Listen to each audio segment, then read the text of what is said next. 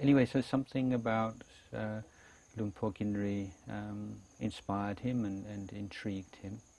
And there was one particular incident where he was asked to sew some robes for a new member of the community.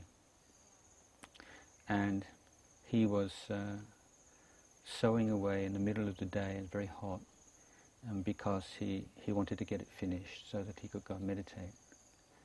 And Luang Por Ginri just sort of walked up and asked him, what are you doing? And he said, well, I'm trying to get this robe finished so that I can get back and meditate. And he said, well, what are you going to do after you meditate? I'm going to do that. What are you going to do after that? And the crux of what Luang Por Ginri was teaching him was that this is your meditation. The sewing is your meditation. And if you're sewing with the intention to get it over and done with as quickly as you can, then you're not doing it with mindfulness and you're not practicing properly. So this kind of teaching that I would think that he would have heard before, and that you have to be mindful in all of your activities, but it's always more meaningful when you're sort of caught in, just suddenly, oh yes, I'm doing exactly what teachers already told me that I shouldn't be doing. And he was very impressed by that. Although, again, he relates other examples where this was a kind of recurring problem with him, because he had so much dedication and sincerity in meditation practice that it's very difficult for him not to see other activities as being inferior to that. Although he could see that being mindful in other activities is supportive of meditation, it's still the idea that the real practice is sitting with your eyes closed. So he spent quite, I don't know how many days, he never made it clear, probably a week or two with Ajahn Ginri, and then he went off on Tudong again with the intention to return for the rains retreat in that year. Now, if you remember that Buddhist monks are forbidden from wandering around for the 3 months of the rains retreat, which begins on the full moon of July and ends on the full moon of October. So that's time when even the mendicant monks have to find a monastery and just stay there for those 3 months. So he decided this was a place that would be suitable for him. Now, last time I mentioned a little about the two different sects, the Dhammayut sect and the Mahanikai sect.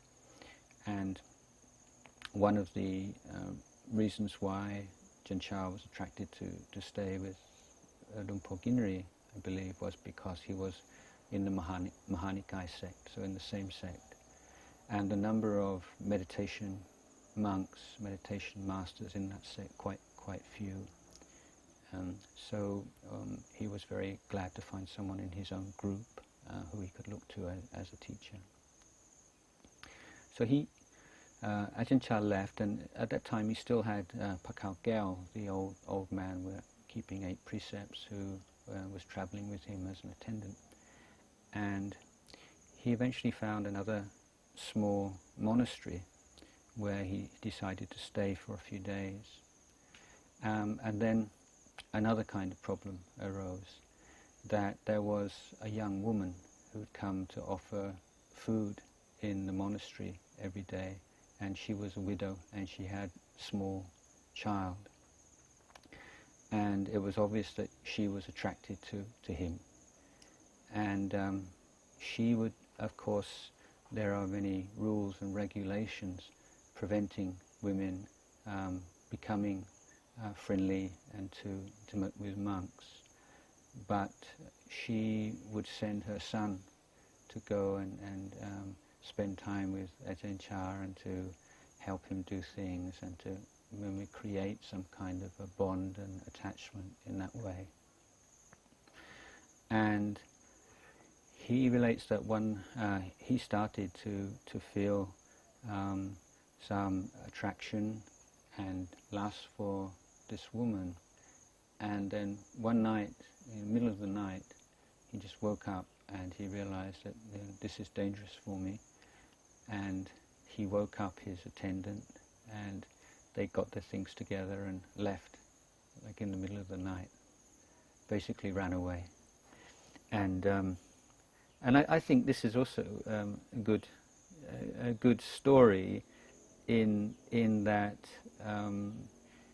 sometimes the reason why we stay and